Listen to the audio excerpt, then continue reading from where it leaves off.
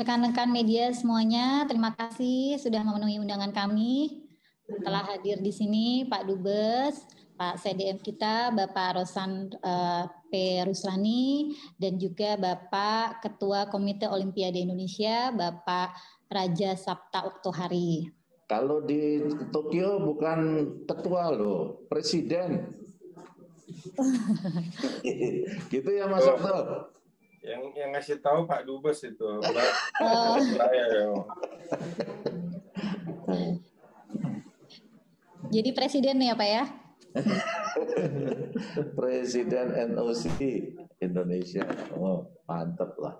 Mantap. Sudah presiden raja lagi. Waduh. Sistem negaraannya rada ini Mas itu nanti. Agak ribet itu. Agak ribet. Tapi udah presiden, raja, tapi tetap aja adiknya Pak Heri sama Pak Rosan. Ya kan? Kalau itu nama jabatan boleh keren, tapi kalau hierarki di Jepang ini kan penting, ya kan? Tapi saya pikir ini adik jauh karena ternyata dia adiknya Mas Pram. Oh iya pasti kalau itu mutlak kalau itu. Pramono Anung sementara Mas Pramononya adik jauh saya. Iya makanya. Monggo Mbak mulai. Ya, baik Pak, izin saya mulai ya. Buka Mas. Yang terhormat Duta Besar RI untuk Jepang, Bapak Heri Ahmadi. Yang terhormat Chef de Mission Kontingen Indonesia, Bapak Rosan P. Ruslani. Yang terhormat Ketua atau Presiden Komite Olimpiade Indonesia atau INOSI Indonesia, Bapak Raja Sapta Oktohari. Rekan-rekan media yang saya hormati, Assalamualaikum warahmatullahi wabarakatuh. Salam sejahtera untuk kita semuanya. Salam olahraga. Salam olahraga. Jaya. Ganbare Indonesia. Terima kasih kepada rekan-rekan media atas kehadirannya pada acara hari ini. Press conference kita pada hari ini terselenggara atas kerjasama KBRI Tokyo dengan Komite Olimpiade Indonesia. Kita akan sama-sama mendengarkan paparan mengenai persiapan tim Indonesia menjelang upacara pembukaan Olimpiade Tokyo 2020 yang akan berlangsung besok pada tanggal 23 Juli 2021. Mengawali acara ini, kami persilahkan Duta Besar RI untuk Jepang dan Federasi Mikronesia, Bapak Heri Ahmadi, untuk menyampaikan paparan mengenai kesiapan KBRI Tokyo dalam mendukung tim Indonesia pada Olimpiade Tokyo ini. Kepada Bapak Duta Besar, kami persilahkan. Terima kasih Mbak Mei. Assalamualaikum warahmatullahi wabarakatuh. Waalaikumsalam sejahtera bagi kita semuanya dan selamat sore. Pada dasarnya saya hanya ingin menyampaikan pertama, menyambut dengan sangat baik kawan-kawan dari para atlet dan official dari Olimpiade Indonesia dalam Pekan Olahraga Akbar Olimpiade ke Tokyo ini, yang saya senang sekali sampai pada saat ini kondisinya sangat sehat-sehat semuanya dan tetap bersemangat. Saya kira selamat. Yang kedua, saya, Mas Rosan dan juga Mas Okto telah berdiskusi banyak tentang bagaimana kita mensinergikan antara potensi komunikasi dan lain-lain yang dimiliki oleh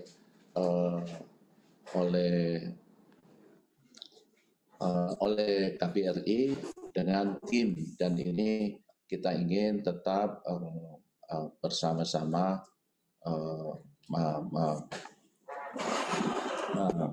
supaya kerjasama ini menjadi lebih baik. Salah satu di antaranya adalah kami telah bersepakat untuk secara berkala dan tentu saja juga dengan mengikuti saran-saran dari para wartawan di Indonesia maupun di Jepang untuk melakukan acara press conference seperti ini.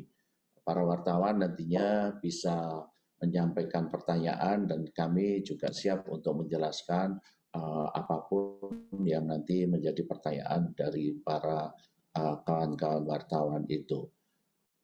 Media komunikasi ini menjadi sangat-sangat penting karena kita ketahui pada Olimpiade kali ini kita tidak ada penonton sama sekali dari luar negeri, sehingga dari Indonesia juga tidak ada, sehingga saluran dari media inilah kira-kira yang paling diharapkan oleh masyarakat Indonesia untuk mengetahui apa saja yang terjadi di Olimpiade Tokyo ini pada teman-teman atau para atlet dan juga ofisial Indonesia di sana. Demikian, moga-moga ini menjadi pertemuan pertama yang baik dan akan dilanjutkan dengan pertemuan-pertemuan demikian. Demikian, terima kasih. Wassalamualaikum warahmatullahi wabarakatuh. Waalaikumsalam.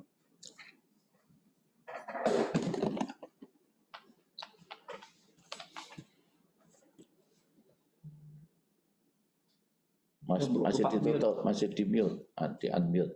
Mbak, masih di mute. Masih di mute. Tidak kedengaran. Ya. Baik Bapak, terima kasih. Selanjutnya kami persilahkan kepada CDM Indonesia, Bapak Rosan P. Ruslani untuk menyampaikan paparannya. Silakan Bapak. Terima kasih. Assalamualaikum warahmatullahi wabarakatuh. Salam, Om Swastiastu, Namo Buddhaya, salam kebajikan. Selamat sore dan salam sejahtera buat kita semua.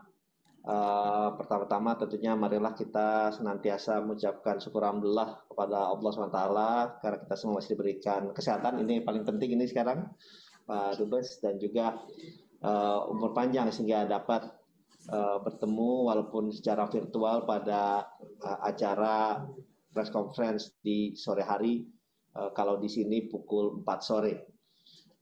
Mungkin kalau saya hanya menyampaikan secara singkat saja, alhamdulillah rombongan pertama yang berangkat atlet maupun official, kemudian sebanyak 13 orang atlet, dan hari kemarin juga bulu tangkis sudah berangkat 11 atlet, kemudian yang rombongan kedua 13 atlet, dan kemarin rombongan berikutnya sudah datang lagi 3, sudah hampir semua kecuali satu untuk atletik yang memang belum bertanding, baru akan datang pada tanggal 24. Alhamdulillah yang hadir baik atlet, official maupun sporting team dari kontingen keadaannya sehat walafiat, dan kita selama di sini terus dimonitor secara ketat, dan memang ini suatu hal yang baru yang harus kita jalani bersama-sama, dan tentunya aturan-aturan ini terus disempurnakan oleh Komite Olimpiade di Tokyo ini, dan memang kita juga sangat comply secara aturan karena kita juga ingin memastikan baik dari segi kesehatan tapi juga dari kesiapan atlet kita ini benar-benar berjalan baik. Selama sampai sini kita memang harus menjalani karantina dulu selama 4 hari, selama 3 hari terhitung hari besoknya, dan kita sampai sebetulnya kita sudah melakukan tes saliva dan prosesnya juga sangat ketat, memakan waktu kurang lebih kita keluar pada kurang lebih 3 jam setengah, dan alhamdulillah waktu kita sampai pun disambut langsung oleh Pak Dubes dan jajarannya. Kemudian prosesnya juga sangat ketat, tapi itu kita sudah bisa lalui dengan baik. Kemudian kami pun di Wisma Atlet ini, saya berangkat tanggal 17 bersama-sama dengan Presiden NOC Pak Mas Okto.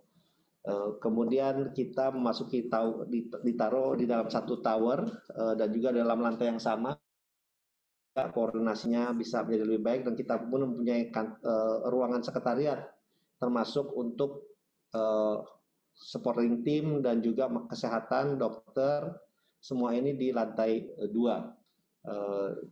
sehingga semuanya lebih terkoordinir oleh kami semua, dan kita pun secara rutin setiap malam jam 8 malam melakukan koordinasi meeting dengan official dan juga pelatih.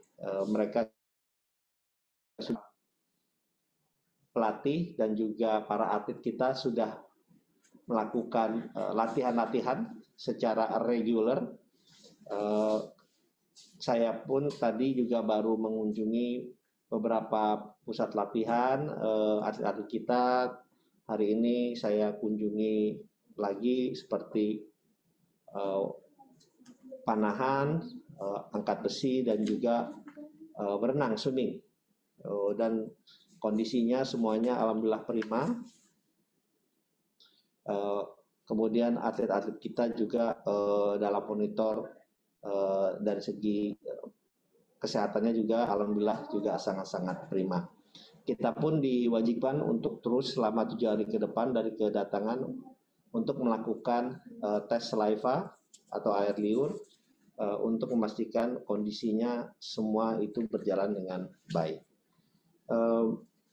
Juga rencananya insya Allah besok tanggal 23 akan pembukaan seremoni dari Olimpiade Tokyo ini, dan kami dari Indonesia juga termasuk melakukan parade itu yang direncanakan kurang lebih ada maksimum 10 orang karena memang ditentukan keterbatasannya, dan kami pun juga memastikan untuk terutama untuk cabang-cabang olahraga yang bertanding besoknya atletnya kami tidak ikut sertakan karena kita harus menjaga kesehatan atlet kita karena pada besok harinya ada beberapa cabang, malah dari tanggal 23 sudah mulai ada kualifikasi seperti panahan, 24 panahan juga bertanding, angkat besi juga bertanding, kemudian ada cabang bulu tangkis ya juga bertanding. Jadi memang ada beberapa cabang yang sudah mulai bertanding tanggal 24. Nah, oleh sebab itu untuk cabang-cabang olahraga itu yang bertanding besok atletnya kita tidak ikut sertakan. Nah, rencananya untuk kita akan berangkat dari sini kurang lebih pada pukul 6 sore kurang lebih. Pada pukul 6 sore, dan acaranya itu mulainya kurang lebih pukul 8 lah untuk kita. Jadi ya insya Allah kita semua berjalan dengan baik. Ya tentunya mohon doa restunya bagi teman-teman media dan juga bapak-bapak ibu-ibu yang ada di Indonesia supaya kita pertama ini tetap selalu sehat, kondisinya tetap prima dan bisa untuk bangsa dan negara yang kita cintai ini. Terima kasih. Wassalamualaikum warahmatullahi wabarakatuh. Om Santi Santi Santi Om. Waalaikumsalam warahmatullahi wabarakatuh. Terima kasih Bapak CDM Indonesia, Bapak Rosan P. Ruslani atas paparannya. Kita doakan yang terbaik untuk atlet-atlet kita. Selanjutnya kami persilakan kepada Ketua atau Presiden Komite Olahraga Indonesia, Bapak Raja Sapta Oktohari untuk menyampaikan paparannya. Silakan Bapak. Terima kasih. Bismillahirrahmanirrahim. Assalamualaikum warahmatullahi wabarakatuh. Salam sejahtera, Om Swastiastu, Namo Buddhaya, salam kebajikan, salam sehat, salam olahraga. Jaya. Bapak Ibu sekalian, teman-teman media yang kita hormati, seperti sama-sama kita ketahui bahwa ini adalah Olimpiade versi COVID. Jadi extraordinary Olimpiade. Nah, ini, saking extraordinary-nya, sebagai bahan catatan juga, ada 2 pimpinan di sini, dua-duanya kakak saya, dua-duanya duta besar, yang satunya duta besar Jepang, yang satunya duta besar Amerika, tapi semuanya sibuk untuk ngurusin Olimpiade. Satu hal yang kita ketahui, oh iya ada Mas Wisoko juga, Mas Wisoko yang dari awal selalu komit memberikan support yang luar biasa kepada tim. Rekan-rekan media yang kami cintai, tentunya dalam situasi yang tidak mudah ini, karena Olimpiade yang dilakukan ini betul-betul tanpa penonton, sehingga kekuatan yang terbesar adalah kekuatan di komunikasi, yaitu melalui rekan-rekan sekalian.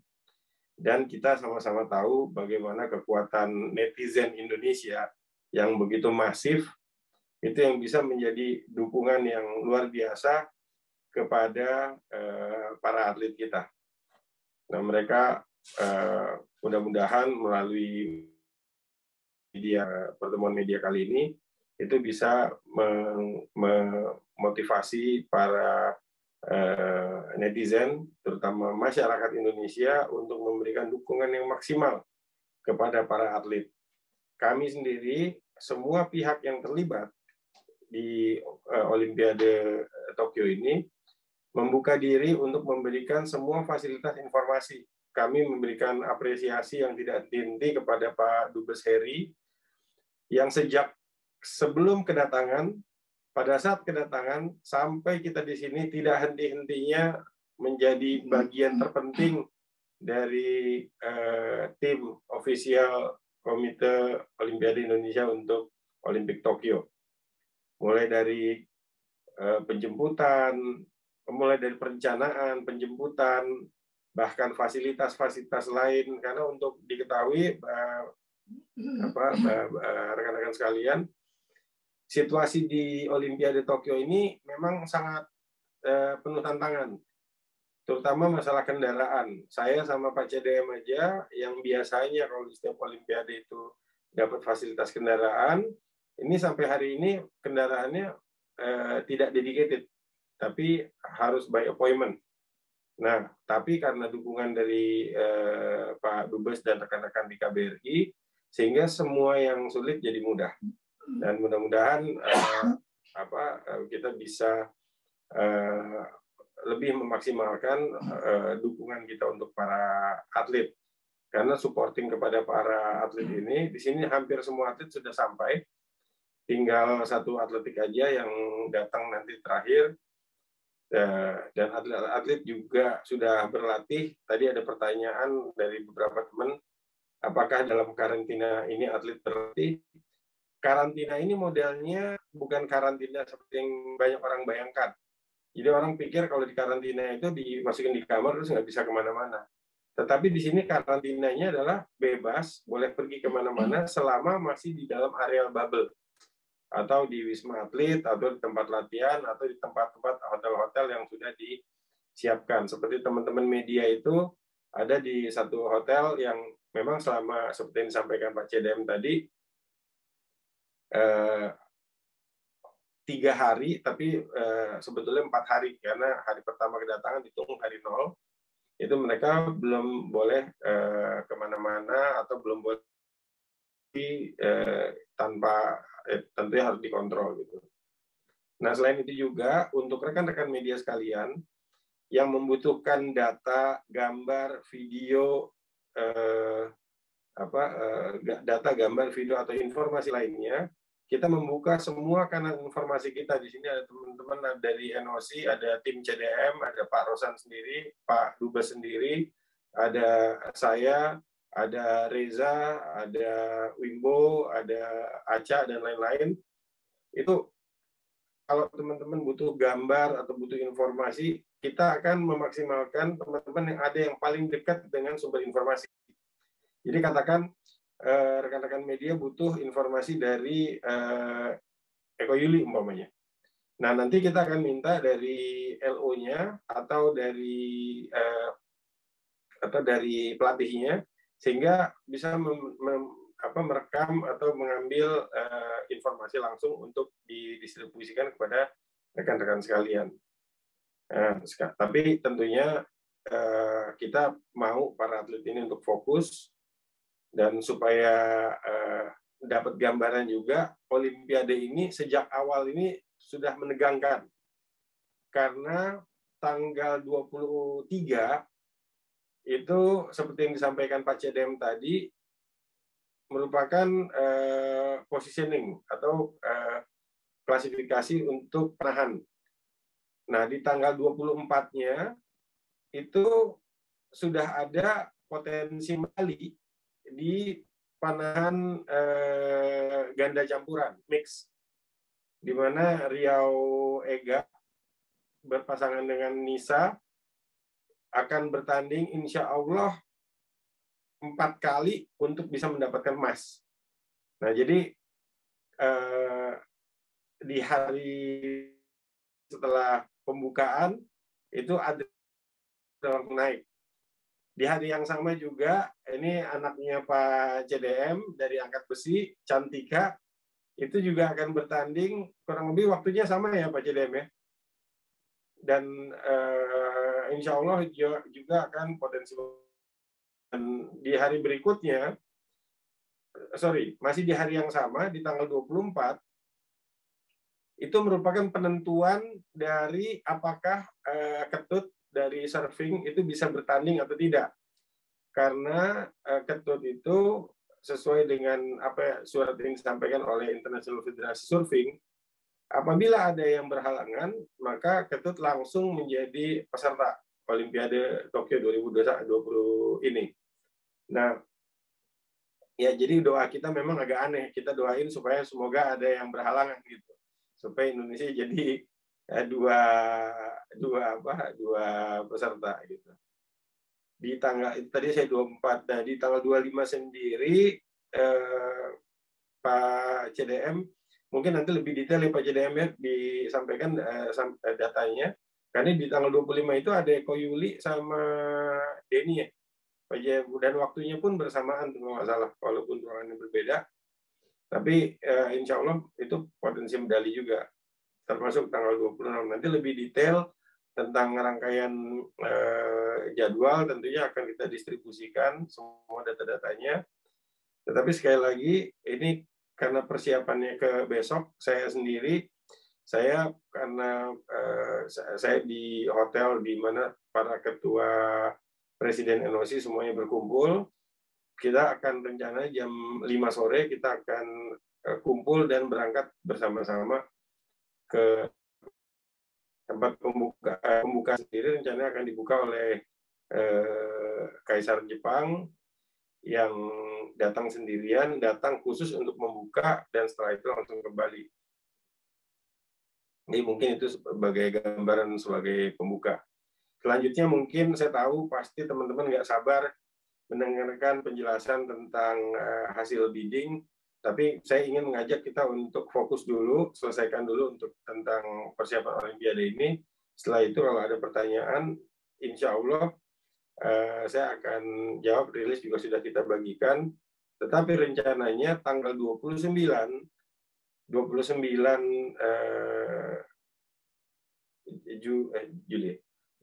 Juli ini kami akan mengadakan official press conference di sini yang tentang positioning Indonesia terhadap proses bidding Olimpiade.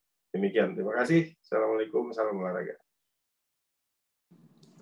Waalaikumsalam warahmatullahi wabarakatuh. Terima kasih Bapak Ketua KOI atau Presiden NOC Indonesia, Bapak Raja Sabta Oktohari atas paparannya. Kita memasuki sesi yang ditunggu-tunggu oleh rekan-rekan media, yaitu sesi tanya jawab. Untuk ini kami persilakan kepada rekan-rekan media yang ingin bertanya untuk menekan tombol raise hand.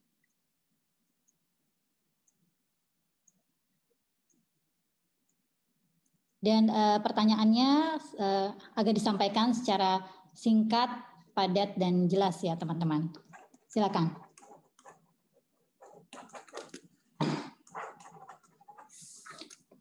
Mas Erlangga Wisnuaji dari CNN, seri. Terima kasih Mbak. Pertanyaan saya mungkin untuk Pak Dubes nih Mbak. Olimpiade kali ini kan memang kita ketahui berlangsung tanpa penonton nih Pak Dubes.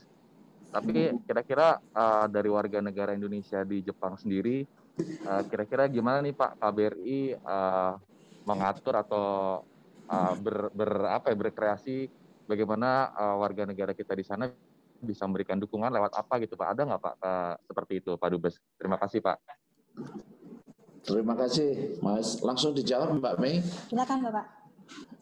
Jadi kebetulan sekali kemarin tanggal 20 itu kan Lebaran Haji, saya hadir di satu acara sholat Id, dan pada kesempatan itu saya serukan yang kebetulan itu juga kemudian disampaikan dalam bentuk siaran juga seluruh warga Indonesia di Jepang untuk pertama tentu mendoakan kesehatan dan sukses dari para atlet Indonesia, dan kemudian juga nantinya akan kita update melalui websitenya dan juga Instagram KBRI tentang jadwal dan acara-acara yang mungkin bisa diikuti termasuk informasi pemberitaannya.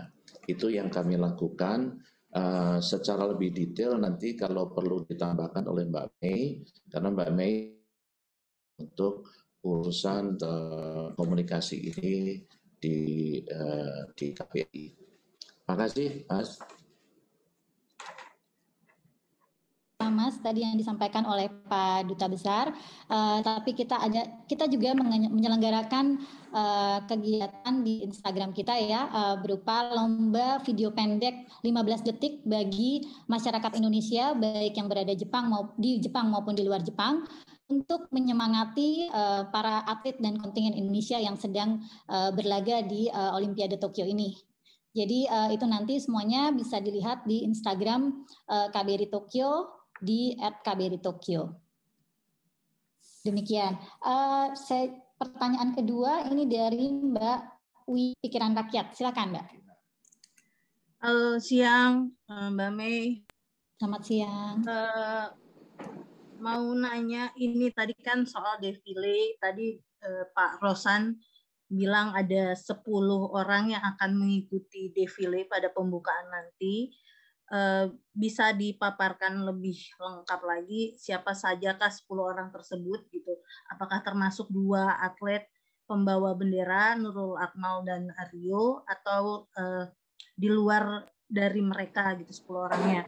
Terus kedua, mungkin ada bocoran Pak Rosan bahwa konsep pembukaannya nanti seperti apa sih Pak? Apakah ini kan dengan keadaan extraordinary, mungkin ada yang berbedakah? Lalu mungkin sudah ada dapat rundown-nya, dipersingkatkah waktunya untuk pembukaan atau itu tadi. Terus satu lagi ini ada titipan pertanyaan,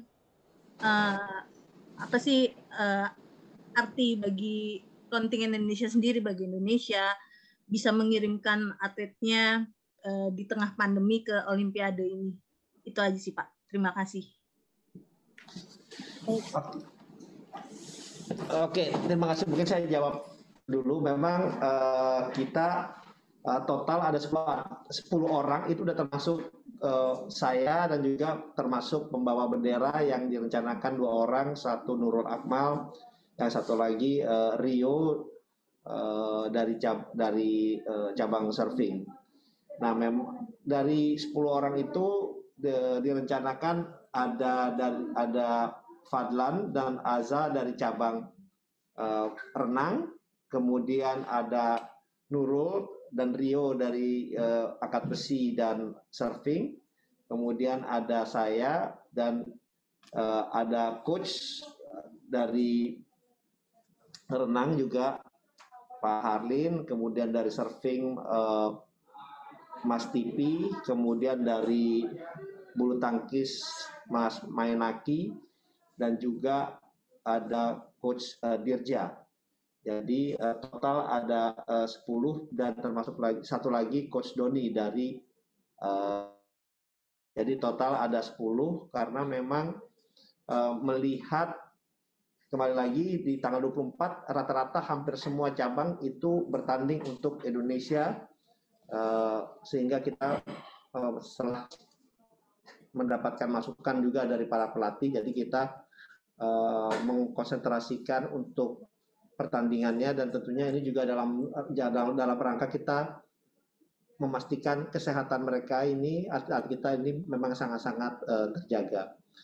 Di acara ini kita hanya disampaikan bahwa kita akan berangkat dari Wisma Atlet pada pukul 6 sore dan kita akan berada di pemanggilan nomor 22, itu yang sudah disampaikan kepada kita.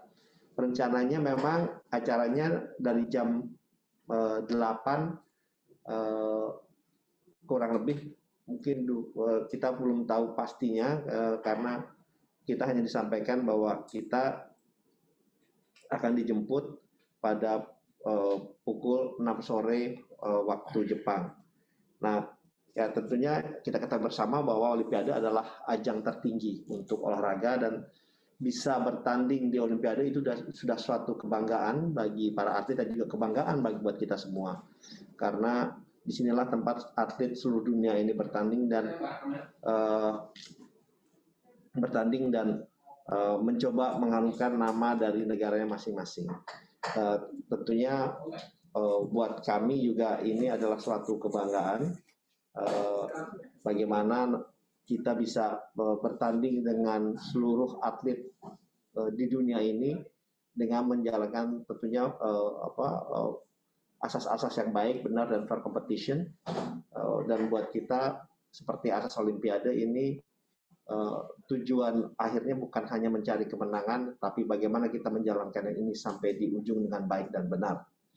Oleh sebab itu, ya kembali sekali lagi kita semua yang ada di sini selama 2 minggu ke depan tentunya akan berusaha dan berjuang semaksimal mungkin, tidak hanya dari segi untuk membawa medali pulang, tetapi juga dalam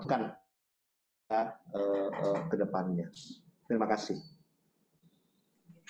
Terima kasih banyak Pak CDM kita. Saya rasa itu tadi sudah menjawab ketiga pertanyaan yang disampaikan oleh Mbak Wina dari Pikiran Rakyat ya. Silakan teman-teman yang lain, rekan-rekan media yang lain dapat raise hand kalau ada pertanyaan.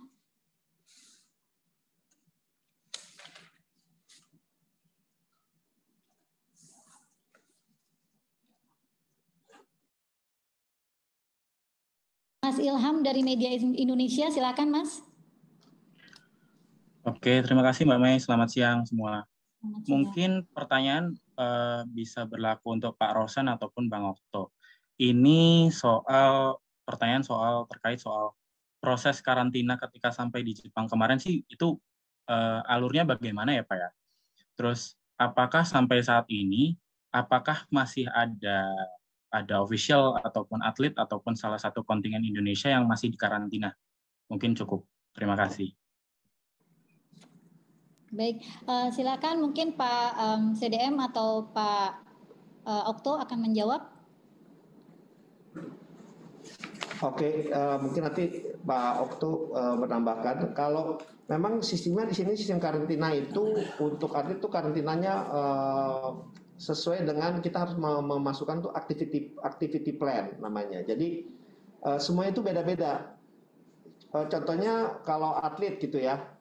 Mereka hanya boleh dari Wisma Atlet ke tempat latihan, di luar itu nggak boleh gitu. Jadi ada aturannya. Jadi tetapi dari mereka datang itu mereka boleh pergi hanya kedua tempat itu contohnya, hanya kedua tempat itu. Di luar ke tempat itu mereka tidak boleh sama sekali gitu. Dan itu semua dimonitor secara ketat. Nah, mereka boleh, tapi apakah mereka boleh keluar di dalam komplek atlet? Itu selama mereka berada di dalam komplek atlet, itu mereka boleh makan di dining hall, walaupun di dining hall-nya pun makannya kita terpisah. Indonesia karena masuk dalam resiko tinggi, kita makannya sudah ditentukan di lantai 2 di pojok sebelah kanan. Jadi itu juga sudah ada pemisahannya. Nah, kemudian untuk mereka berlatih ringan di dalam Wisma Atlet itu diperbolehkan gitu. Nah, kemudian untuk misalnya tim support yang ada di Wisma Atlet, ya mereka tidak boleh keluar dari Wisma Atlet karena memang tugasnya mereka di atlet gitu. Nah, untuk ke saya, itu saya boleh ke Wisma Atlet, tempat tinggal, kemudian tentunya boleh ke press center, tempat latihan. Jadi itu dan ditunjuk oleh NOC, oleh dia. Jadi setiap orang itu memang berbeda-beda, sesuai dengan benar-benar sesuai dengan kebutuhannya. Jadi kita tidak boleh nih keluar dari activity plan kita yang sudah kita masukkan. Nah, kemudian katakan bahwa Kalau untuk media tentunya itu mereka selama 4 hari pertama tidak boleh keluar sama sekali. Kemudian sesudah itu baru mereka boleh keluar gitu. Karena memang disarankan untuk kontak personnya itu benar sangat-sangat dikurangi. Jadi kalau misalnya oleh daily pass bisa datang ini, sekarang di sini tidak ada sama sekali. Jadi benar-benar pengawasannya sangat-sangat tight, sangat-sangat ketat. Kalau kami pun mengadakan sesudah saya sudah 4 hari boleh keluar, tapi itu hotel itu ada yang menempel kepada saya gitu untuk keluar masuk dan berjalan di hotel. Jadi benar-benar sangat ketat, dan misalnya seperti saya pun saya nggak bisa nih misalnya ke lounge hotel gitu ya, walaupun yang sudah tunjuk, karena tetap ada batasan-batasannya. Mungkin itu yang bisa saya sampaikan. Jadi harus sesuai dengan activity plan-nya yang kita sudah berikan kepada panitia sebelum keberangkatan kita. CDM atas penjelasannya. Jadi memang semuanya harus sesuai dengan activity plan yang sudah disampaikan sebelum berangkat ke Tokyo ya. Mungkin dari Pak Okto ada tambahan, Pak? Ya, jadi bahasa karantina itu kan di pemahaman orang kan beda-beda. Tetapi yang disampaikan Pak CDM tadi, sebetulnya konsep bubble itu, karantina itu adalah activity plan, terutama untuk para atlet. Jadi sejak datang, begitu datang, mereka langsung ke Wisma Atlet. Setelah itu, hari yang sama pun, kalau mereka dalam activity plan-nya ada program latihan, ya mereka bisa tetap latihan. Jadi semua program karantina tunggu program latihan para atlet. Apalagi atlet kita kan di tanggal 23 sudah ada yang seleksi, sudah ada yang bertanding, dan mereka sejak hari pertama, seingat kami ya sudah langsung ada yang latihan gitu loh. Jadi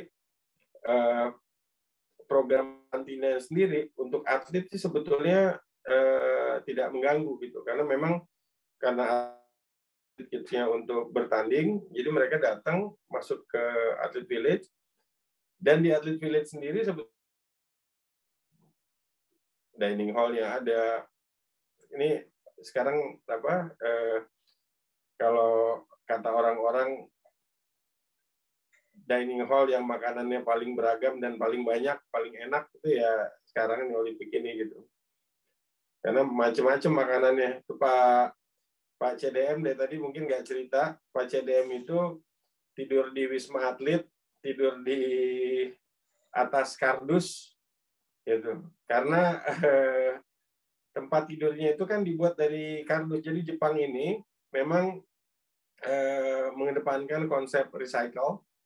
Gedungnya sendiri itu partisi-partisinya itu semuanya dari kardus, dan tempat tidurnya pun itu dari kardus ya Pak CDM ya gitu. Dan saya, Pak Dubes, Pak CDM itu berkesempatan untuk mencoba makanan di Atlet Village, di dining hall-nya. Itu makanannya juga banyak pilihannya, ada yang halal, ada yang makanan Jepang, ada yang makanan Asia, dan lain-lain gitu, Western. Semuanya enak-enak.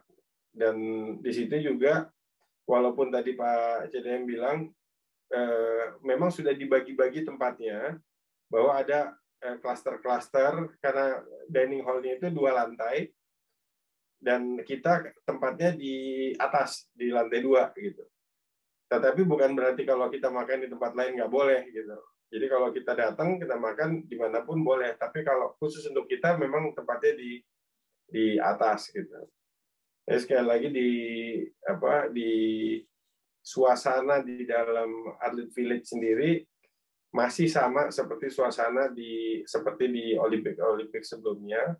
Hanya saja memang seperti sama-sama kita ketahui, angka COVID selama Olimpiade ini seingat kami itu sudah 70 case, tapi 70 case itu pun campur, bukan di atlet village, tapi lebih banyak di luar atlet village. Di atlet village sendiri hanya, saya nggak pasti, antara 2 atau 3 kasus gitu.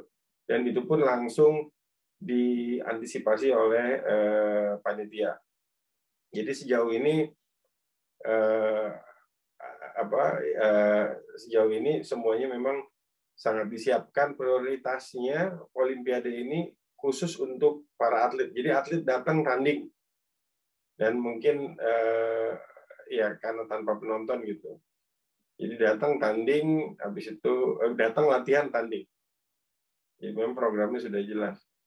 Ada satu hal unik di kamarnya Pak CDM, itu di depannya dijaga sama 2 kapal perang. Jadi Pak CDM mungkin cerita dulu yang itu, bagiannya itu. Itu deh teman-teman kalau mau minta fotonya, minta gambarnya ada. Jadi karena di sebelahnya itu laut ya Pak CDM ya. Kan ininya laut ya Pak Dubes ya. Jadi di samping-samping atlet village itu berjejer kapal-kapal perang yang khusus digunakan untuk memastikan keselamatan para atlet. Banyak kapal perang, tapi khusus di depan kapal Pak CDM itu ada 2 kapal perang. Itu juga bingung itu kenapa tuh? Dipastikan untuk aman, takut melarikan diri. Jadi ini memang daerah reklamasi, Mas. Jadi itu dulunya laut, tapi kemudian bikin alur-alur yang untuk seperti itu.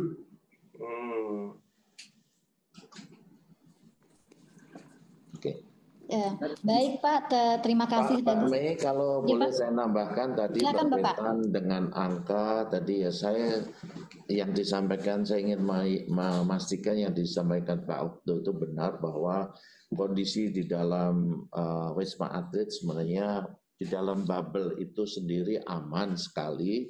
Namun demikian memang yang beda adalah komunikasi dengan pihak luar itu yang sangat sedikit, sangat sulit. Seperti diketahui dari KBRI pun hanya dapat 1 pas ya.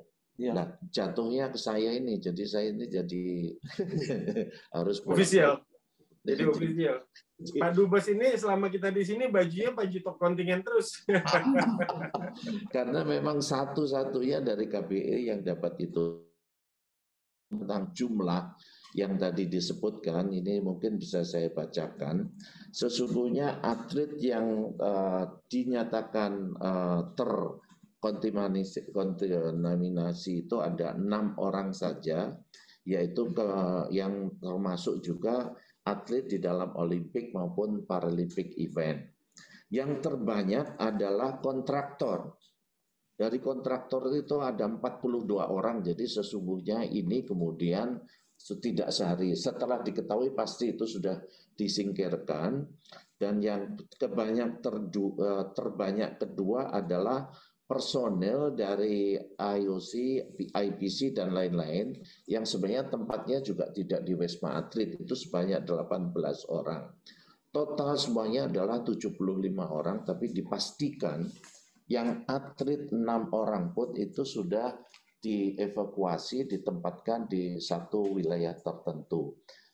Melihat cara pengaturan yang ada ini, saya sendiri merasa optimis, seperti tadi juga Pak CDM, bahwa tidak akanlah ketakutan yang selama ini akan terjadi banyak semacam breakout itu. Rasanya dengan cara seperti ini tidak akan terjadi. Dan tadi saya kira gambaran yang disampaikan ini benar-benar menjadi pestanya para atlet gitu ya. Karena suasana di kampung atlet ini ya seperti suasana di kampung atlet yang dimanapun itu. Yang bedanya adalah kalau dulu ada pihak luar dengan pas harian. Pas harian bisa masuk, yang di sini ini tidak ada soal itu, tapi interaksi antar atlet itu tetap terjadi, sekalipun memang juga tetap dengan prosedur kesehatan yang ketat. Saya kira itu yang ingin saya tambahkan. Terima kasih. Baik, terima kasih Pak Dubes atas penjelasannya, detail-detailnya ya Pak ya. Baik, ini ada satu lagi Pak, pertanyaan dari Mbak Sofi Antara. Silakan Mbak Sofi. Ya, makasih Mbak Mei. Mau tanya sih soal ini. Tadi kan sudah dijelaskan sih sama Pak Dubes, tapi ingin penegasan lagi dari Pak Rosan. Sempat ada kekhawatiran nggak sih yang kemarin ada kasus atlet ofisial dan pelatih yang positif di kampung atlet? Terus sampai saat ini apakah atlet masih dilarang berinteraksi dengan tim dari negara lain? Itu yang selanjutnya, pertanyaan selanjutnya, ini kan tim Indonesia ada pemisahan makan di dining hall. Apakah itu bisa dianggap sebagai tindakan diskriminasi? Karena kan semua atletnya sudah melewati tes uji COVID, Pak. Itu aja. Terima kasih. Oke.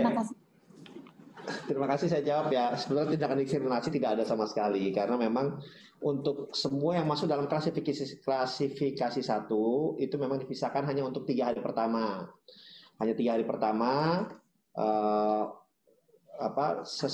terhitung besoknya ya. Jadi total itu 4 hari lah. Totalnya 4 hari itu dipisahkan untuk negara dengan klasifikasi 1. Jadi memang semua negara itu untuk klasifikasi 1 selama 3 hari sejak kedatangan 4 hari sejak kedatangan itu dipisahkan. Tapi sesudah itu boleh berbaur. Jadi ya, itu yang pertama. Nah, memang kalau di Jepang ini kita akui memang protokol kesehatannya sangat-sangat ketat. Semuanya dilakukan dengan face recognition. Jadi kita masuk kemana itu otomatis tidak hanya temperatur dicek, tetapi juga dicek dari identifikasi kita, dan juga jadi semua pergerakan kita ini ya bisa terpantau gitu. Jadi bisa terpantau karena mereka melakukan ini dengan sangat-sangat baik. Dan kalau ditanya apa ada kekhawatiran, ya kalau menurut saya sih kekhawatiran itu suatu hal yang wajar ya, tapi jangan berlebihan, karena kita kan juga harus menjalankan protokol kesehatan ini dengan ketat. Tapi ya kita selama di sini juga, selama di Wisma Atlet itu protokolnya sangat-sangat ketat, kontak fisiknya juga sangat-sangat dibatasi. Jadi semua pengaturannya itu sangat rapi. Untuk atlet juga yang berangkat sudah ada jadwal keberangkatannya. Kita tidak boleh pakai kendaraan umum, semuanya yang ada di sini harus ada pakai bus atau taksi yang sudah ditentukan. Jadi jadwal-jadwalnya juga sudah diberikan semua. Jadi kalau menurut kami sih ya insya Allah semuanya berjalan baik. Yang sekarang memang protokol kesehatan itu sangat-sangat ketat selama ada di sini. Baik, terima kasih Pak CDM. Mudah-mudahan sudah menjawab pertanyaan Mbak Sofi ya.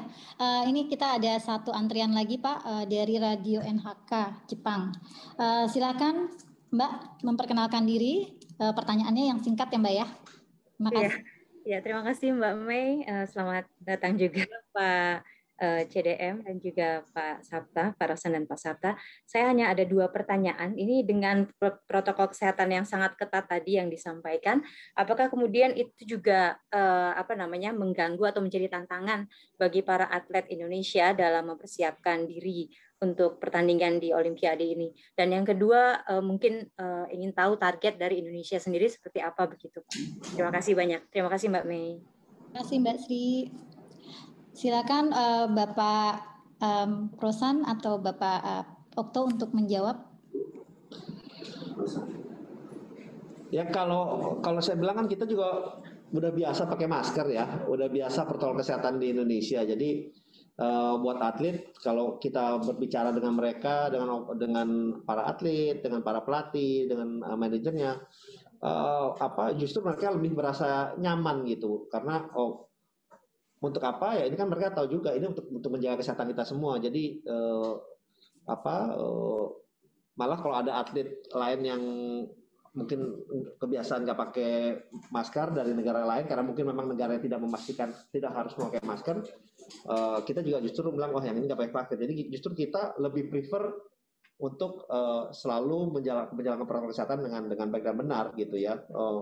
Mungkin kalau saya lihat juga ya official kita, atlet kita ya itu tidak hanya pakai masker, paling sering cuci tangan, menjaga jarak. Jadi karena kita sudah biasa melakukan ini di Jakarta, jadi di Indonesia, jadi ya buat mereka ya nggak ada bedanya juga di sini. Baik, terima kasih Pak Rosan. Ada pertanyaan terakhir? Tadi Pak, yang kedua. Pertanyaan kedua soal target, Pak. Silakan. Ya nanti ya kalau target dari pemerintah sudah disampaikan bahwa yang pertama adalah mencoba melakukan peringkat untuk yang lebih baik dan juga untuk program medali lebih baik daripada di Rio gitu ya.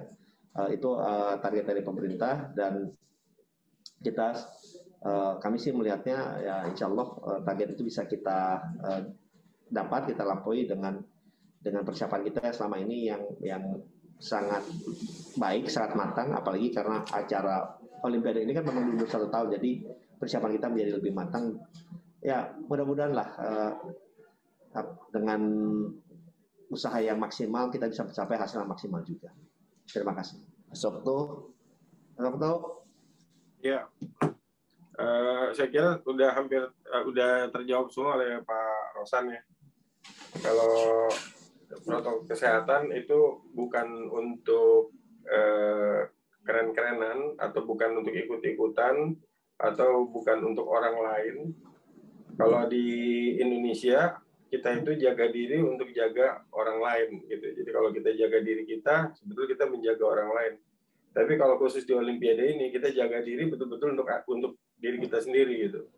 Karena para atlet itu harus memastikan mereka sampai di hari pertandingan mereka dalam keadaan yang sehat dan tentunya tidak kena COVID.